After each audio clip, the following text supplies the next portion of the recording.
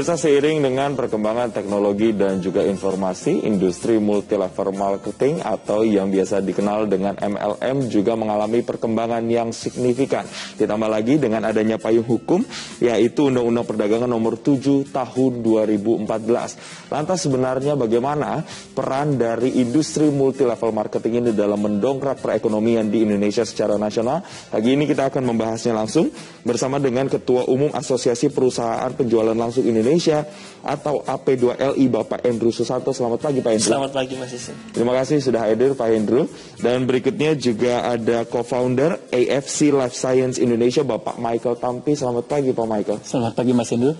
Baik, dan bergabung bersama kami di luar studio melalui sambungan Skype Direktur Jenderal Perdagangan Dalam Negeri Kementerian Perdagangan Republik Indonesia, Bapak Shailendra. Selamat pagi, Pak Shailendra. Selamat pagi, Mas Jason.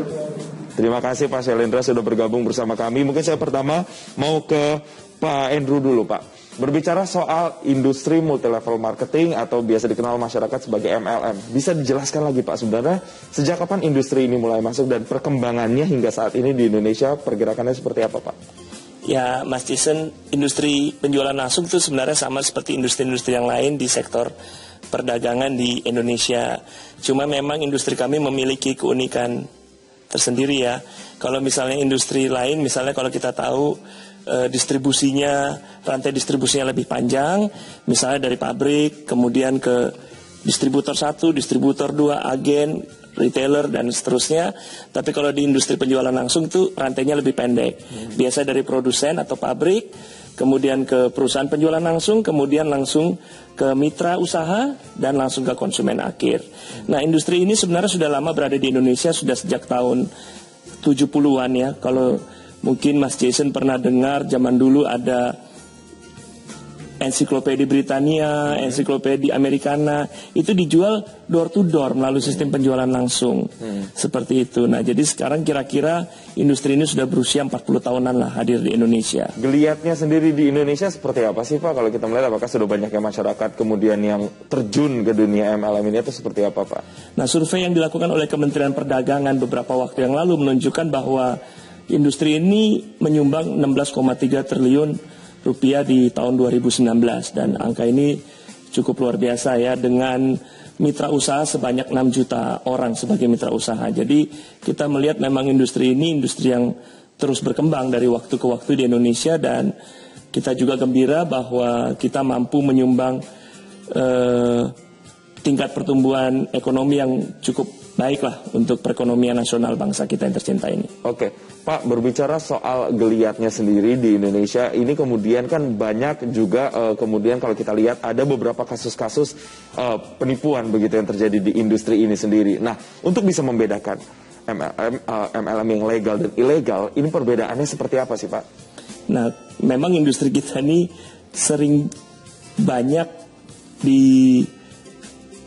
ditawarkan oleh oknum-oknum yang kurang bertanggung jawab ya, melalui skema-skema yang mestinya tidak legal. Nah, cara yang baik, yang paling tepat untuk memilih MLM ini bagus atau tidak, atau layak dijalankan atau tidak adalah tanyakan saja, ini punya izin atau tidak, punya surat izin usaha penjualan langsung atau tidak, yang dikeluarkan oleh Kementerian Perdagangan. Oke. Seperti itu. Kalau sudah punya SUP-L, ya bisa dipastikan bahwa setidaknya MLM ini legal. Pertama itu dulu. Nah, masalah bagus atau enggak kan itu pilihan sendiri-sendiri ya terhadap bisnis. Oke, berarti as long as dia punya surat izin yang dikeluarkan oleh Kementerian Perdagangan tadi, itu sudah menjadi sebuah standar untuk bisa bergabung di industri ini atau tidak, begitu ya, Pak ya. Saya mau ke Pak Michael. Pak, kalau kita melihat juga sekarang kan banyak ketidaktahuan atau saya menyebutnya sebagai ketidakpahaman masyarakat secara mendetail terkait dengan industri atau bisnis ini. Apa yang seharusnya dilakukan oleh industri ini supaya para pelakunya itu benar-benar paham dan bisa menjalankan bisnis atau industri ini secara tepat, begitu, Pak? Oke, thank you Mas Jason.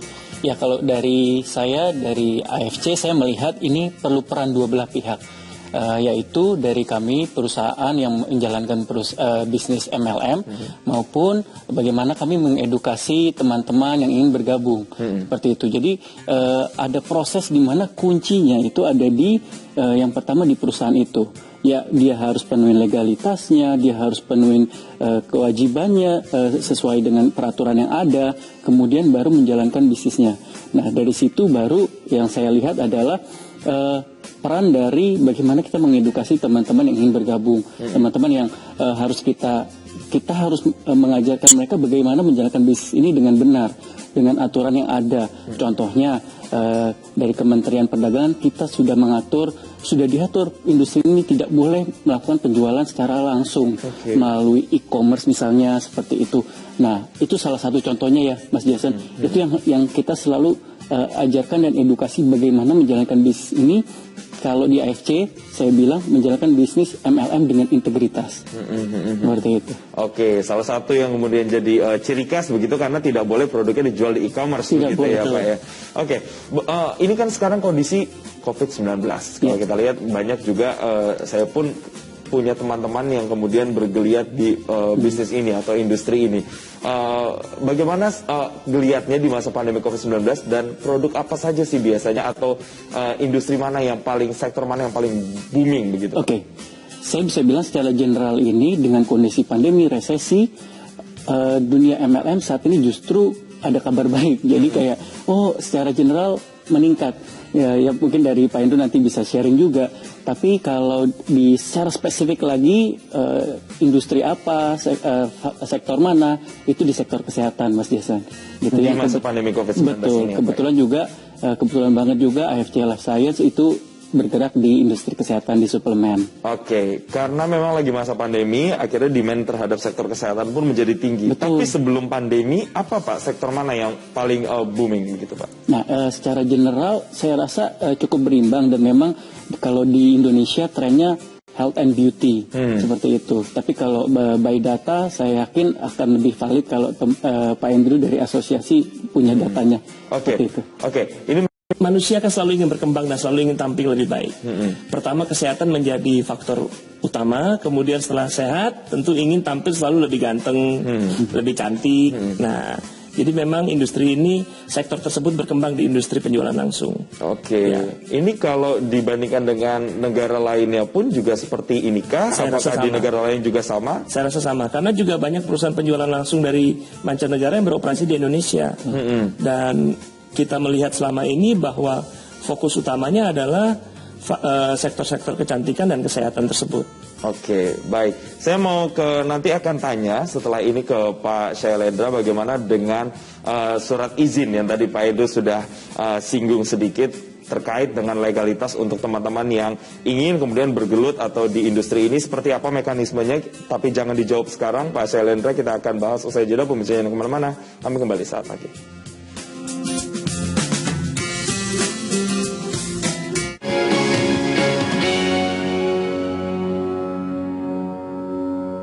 Didukung oleh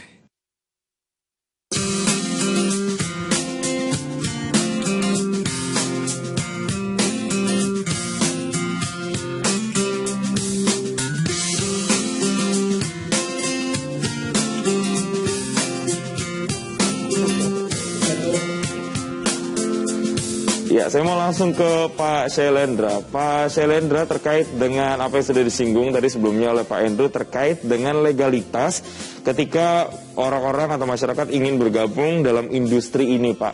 Apa yang harus dipunya yaitu adalah surat izin. Nah, ini bagaimana Pak mekanismenya untuk bisa mendapatkan surat izin tersebut, Pak? Baik, terima kasih Mas Jason. Yang pertama tentu pemerintah saat ini banyak menderegulasi dan memberikan kemudahan bagi teman-teman untuk berusaha. Kalau mau mulai berusaha seperti ini, itu sekarang nggak perlu lagi datang ke kantor, cukup online semua. Jadi permohonan untuk mendapatkan izin usaha di bidang usaha penjualan langsung ini atau sering kita sebut MLM, itu KBLI-nya 47999 ini, tinggal pelaku usaha ini langsung dia submit aja ke OSS, Online Single Submission, untuk mendapatkan nomor induk berusaha atau NIB. Nanti setelah dapat NIB, ada waktu 45 hari bagi pelaku usaha ini untuk memenuhi persyaratan komitmen. Nah, apa saja persyaratan komitmen itu? Nanti masuk ke sistem SIPT Kemendak.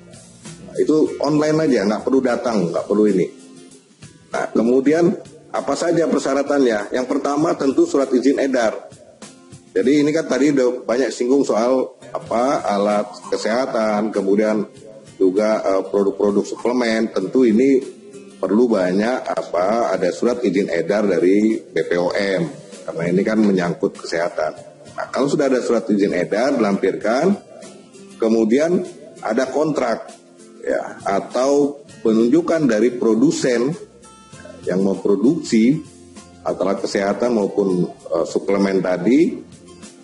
Nah, ini kontraknya penunjuk si pelaku usaha itu memang untuk mendistribusikan barangnya. Dan yang terakhir, yang ketiga, itu program pemasaran dan kode etik.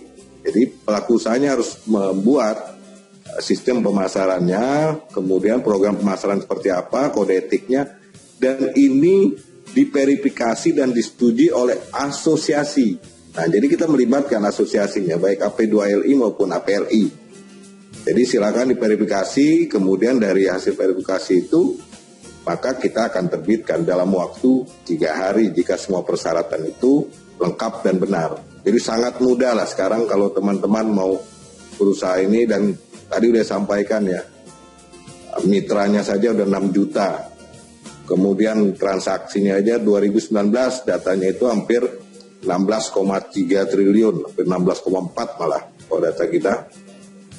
Itu ada 157 perusahaan MLM yang melapor dari 307. Nah, yang lain ini lagi kita tanya ini laporan mana? Mungkin jangan-jangan lebih dari ini kan?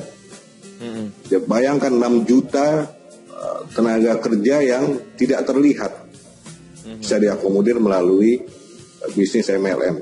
Ini bukan main besarnya, luar biasa. Oke. Saya rasa itu Mas Jason, jadi sangat mudah lah. Kalau mau usaha ini nggak perlu datang ke kantor, cukup secara online mengajukan perizinannya, semua diproses secara online tatap muka.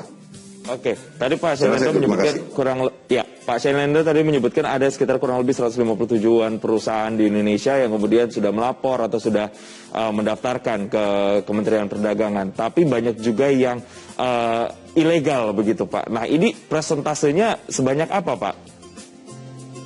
Jadi gini Mas, kalau yang terdaftar itu 307 sudah mendaftar, tapi yang melapor, memberikan laporan, jualan segala macam 159 perusahaan, ya 157 perusahaan lah yang sudah melapor ke kita, sehingga kita bisa mencatat transaksinya, makanya tadi yang kita sampaikan jumlah mitranya. Ini yang lain sedang kita terus minta supaya menyampaikan laporan ini untuk kita melakukan evaluasinya. Nah, sebenarnya kalau untuk yang ilegal ini biasanya ini kalau namanya tidak ilegal ya, tidak ada laporan, tidak melapor, tidak punya izin segala macam. Nah, ini kalau ada yang melapor masyarakat, ini kita langsung mengambil tindakan. Dan sudah banyak yang kita tindak. Baik. Jadi, nanti saya akan tanya Pak Syailendra lebih detail lagi terkait dengan penindakannya seperti apa. Tapi saya mau ke Pak Michael dulu, Pak. Melihat sekarang masyarakat sudah banyak kemudian yang terjun ke bisnis atau industri ini, ditambah lagi dengan gempuran media sosial juga yang semakin menjadi booster. Nah, ini apakah ada pergeseran tren kalau kita bandingkan misalnya dengan 5 atau 10 tahun lalu industri ini sendiri seperti apa Pak? Oke. Kita balik lagi Pak, topiknya MLM putar roda perekonomian, khususnya di era pandemi resesi ini. Kita lihat by data, kita lihat juga dari sisi saya perusahaan AFC juga saya lihat bagaimana pertumbuhannya tuh signifikan banget, Mas Jason. Jadi saya akan tetap bicara mengenai apakah MLM itu bisa jadi solusi untuk teman-teman sekarang di masa resesi ini. Saya dengan yakin saya bisa bilang iya, gitu. Kemudian saya juga lihat semakin banyak di sosial media itu teman-teman yang mereka dengan bangganya, mereka dengan antusiasnya menjadi agen, menjadi penjual menjadi member dan menjalankan bisnis ini, Mas Jason. Jadi saya ngelihat trennya itu dibanding 5 tahun yang lalu bergeser itu tidak, tapi semakin signifikan dipercaya, saya bilang iya. Berapa persen Pak kira-kira kalau kita mencoba persentase? Oh, kalau itu saya mungkin saya belum berani menjawab kalau dari sisi persentasenya, tapi mungkin kalau saya lihatnya dari sisi saya AFC, saya melihat bahwa di saat ini perkembangannya itu signifikan Pak. gitu. Lebih dari 2 kali lipat lebih, karena buat saya orang saat ini suka nggak suka akan mencari solusi, akan mencari oh, gue punya waktu mungkin di rumah lebih banyak, saya punya waktu lebih banyak saat ini. Kenapa juga kita side hustle? Kenapa juga kita nggak mencari extra income? Lalu kita lihat MLM sekarang jauh lebih baik dengan keterbukaan informasi, dengan legalitas, dengan asosiasi. Mereka bisa lihat, oh mana yang harus saya pilih sih, MLM mana yang benar, MLM mana yang baik, seperti itu. Jadi saya ngelihat signifikan di 2020. Justru MLM itu menjadi solusi untuk menggerak roda perekonomian, Mas Jason. Oke, saya mau langsung sambung ke Pak Hendro.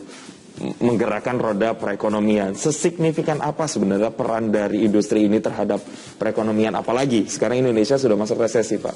Ya, seperti yang dikatakan oleh Pak Dirjen tadi, bahwa perusahaan yang kita sudah catat melaporkan perputaran ekonominya itu 16,3 triliun nilainya. Dan itu baru setengah yang melaporkan hal tersebut ke Kementerian Perdagangan. Jadi kita bisa, ya mungkin kasarnya kita anggap 20 triliun yang menyumbang ke perekonomian Indonesia. Terutama di saat resesi seperti ini, ketika banyak usaha yang ya kita nggak pernah duga ya kita masuk ke masalah pandemi seperti ini, jadi tutup atau kurang bergerak. Justru di sektor industri kami ini, di penjualan langsung ini terlihat sangat signifikan berjalan, berputar. Dan angkanya trennya juga semakin naik.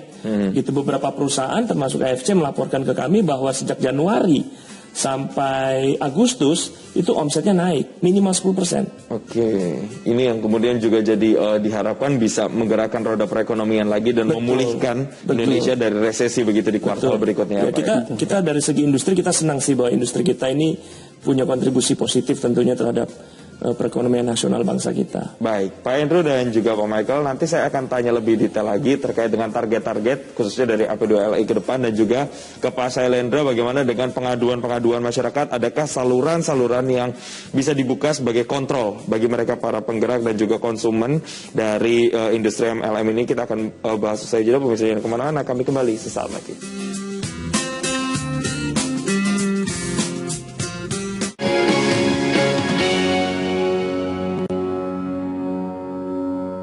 Didukung oleh Pak Sailendra terkait dengan perlindungannya, Pak. Kalau tadi sudah ada misalnya surat izin yang dikeluarkan bagi para mereka pelaku industri ini, dan kemudian untuk konsumennya sendiri, Pak. Kalau misalnya ada kerugian yang diakibatkan dari industri ini, adakah saluran-saluran yang dibuka untuk kemudian bisa melindungi para konsumen dari industri ini, Pak? Baik, Mas Jason. Yang pertama, pastinya masyarakat dapat memberikan laporan kepada Kementerian Perdagangan terkait perusahaan penjualan langsung atau MLM ini. Bukan hanya yang tidak memiliki izin, tetapi juga perusahaan penjualan langsung yang menyalahgunakan izinnya. Jadi masyarakat bisa melaporkan kepada kita. Kemudian masyarakat juga berhak mendapatkan informasi terkait kegiatan perusahaan penjualan langsung dengan jelas dan benar. Jadi ini teman-teman dari pelaku-pelaku usaha penjualan langsung, kita minta untuk memberikan informasi yang sangat transparan pada masyarakat, terutama kepada mitranya dalam melakukan kerjasama untuk berusaha di bidang penjualan langsung ini. Dan kita berharap terlindunginya kepentingan masyarakat dari praktek-praktek yang merugikan masyarakat. Dan selain itu juga industri penjualan langsung juga perlu mendapatkan pelindungan tentunya dari persaingan usaha yang tidak sehat yang dilakukan oleh entitas usaha yang ilegal. Nah, salurannya ini yang pertama, ada sekretariat Satgas Waspada Investasi. Ini di kantor Kemenko Perekonomian di Lapangan Banteng. Kemudian atau bisa melalui website Kementerian Perdagangan, masuk ke kontak us @kemendak.go.id atau lapor langsung ke Kemendak. Dan kita berharap karena di Satgas ini ada 13 kementerian lembaga yang secara berkesinambungan kita terus berkoordinasi untuk menginformasikan kepada masyarakat terkait entitas usaha yang tidak berizin atau masyarakat sebaliknya yang melaporkan ke Satgas. Nah, ini upaya-upaya kita bukan hanya melindungi konsumen, tetapi kita juga harus melindungi teman-teman pelaku usaha yang mungkin terganggu usahanya oleh entitas usaha yang ilegal. Termasuk tadi disampaikan oleh teman-teman dari asosiasi. Kita beberapa hari yang lalu juga terima surat dari teman-teman asosiasi produk-produk yang ternyata masuk ke online. Tadi udah singgung sedikit. Itu langsung kita tindak lanjuti dengan teman-teman IDEA. Tolong ini di take down karena ini nggak bisa. Ini udah eksklusif produk, harus dijual secara MLM. Tadi udah disampaikan oleh teman-teman APL. Betul itu. Tidak boleh lagi dijual online. Nah, ini kan harus kita koordinasi terus. Jadi kita melindungi teman-teman pelaku usaha ini ketika menginformasikan ada produk-produknya yang masuk ke online marketplace, segera kita koordinasikan, informasikan ke teman-teman melalui IDEA maupun teman-teman langsung ke marketplace untuk men-take down itu produk-produk yang tidak seharusnya diperjualbelikan di marketplace atau online. Karena kita sangat berharap juga, tadi sudah sampaikan, begitu besar kontribusi yang diberikan juga oleh MLM, baik untuk pertumbuhan ekonomi dari omsetnya yang besar, kemudian juga terutama penyerapannya terhadap mitra-mitra yang tentu ini juga membantu masyarakat untuk berusaha. Apalagi dalam pandemi COVID-19 ini tentu banyak masyarakat yang selain membutuhkan produk-produk tersebut juga pemasarannya yang cukup baik melalui MLM. Ya, artinya ada dua pengawasan di sini, pengawasan untuk para pelaku industrinya dan juga perlindungan konsumennya pun dijamin begitu ya. Saya mau ke Pak Michael. Pak Michael, apa kemudian pesan yang ingin disampaikan kepada mereka, para pelaku industri ini supaya kemudian bisa lebih expand lagi, Pak? Oke, khususnya untuk kami pelaku yang menjalankan bisnisnya ya, Mas Jason ya, seperti itu ya. Oke, buat kami dari perusahaan MLM, yang pasti saat ini kami punya spirit yang berbeda, Mas Jason. Kami ingin membuat industri MLM itu baik, harum namanya, gitu seperti itu. Kami ingin masyarakat memberi kami kesempatan untuk melihat, saat ini berbeda, gitu. Apa yang pernah dilakukan oleh oknum-oknum yang mungkin mencemarkan nama baik industri ini, tapi kami hadir bersama ekosistem yang berbeda, bersama AP2LI, bersama Kementerian Perdagangan, semuanya ini kami membentuk suatu ekosistem industri MLM yang lebih baik. Jadi dengan integritas, dengan legalitas yang baik, kami dari AFC Life Science ingin membuktikan itu. Ayo jangan ragu untuk melihat ke opportunity itu, karena sebetulnya MLM itu tidak ada yang salah, gitu. Industri ini harusnya bisa menjadi kontribusi yang sangat besar buat Indonesia, gitu Mas Jason. Oke, saya mau ke Pak Andrew. Pak, menutup perbincangan kita sebagai asosiasi yang membawahi, menaungi ratusan industri ini, Pak. Apa yang kemudian ingin dicapai? Apa yang kemudian menjadi target ke depannya, Pak? Ya, tentu kita ingin bahwa industri ini berkontribusi lebih banyak lagi kepada masyarakat, kepada perekonomian nasional.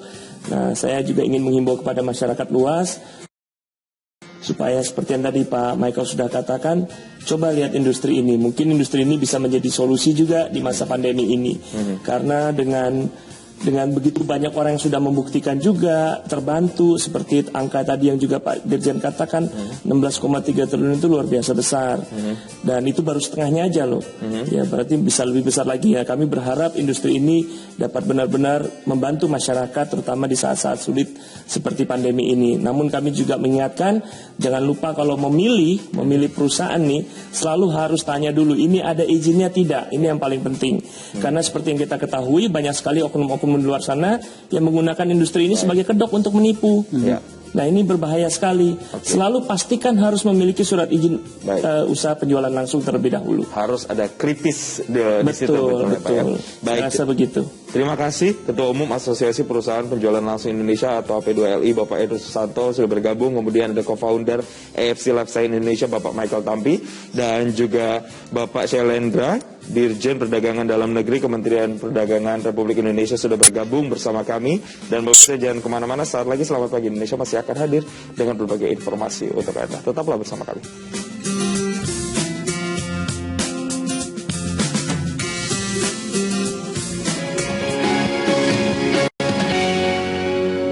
Sabana Relief Sari Meniran.